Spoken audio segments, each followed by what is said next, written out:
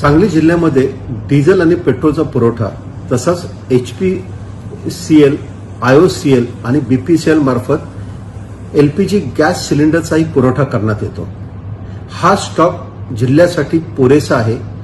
Diesel आणि पेट्रोलमध्ये तर पुढील 8 ते 10 दिवस पुरेल एवढा स्टॉक जिल्ह्यात आहे।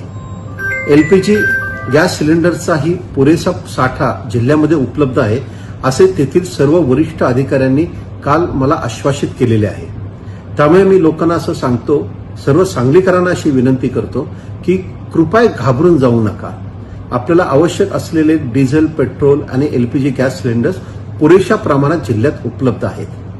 त्याचबरोबर आम्ही धाडी टाकायला सुरुवात केलेली आहे आणि मागच्या 2 दिवसात साधारणतः 3 गॅस डिस्ट्रीब्युशन एजन्सीजवर आम्ही गुन्हे दाखल केलेले आहे। पोलिसांनी सुद्धा 3 जणांना अटक केलेली आहे आणि साधारणतः 71,000 रुपयांची मालमत्ता किंवा मुद्देमाल जप्तही करण्यात आलेला आहे।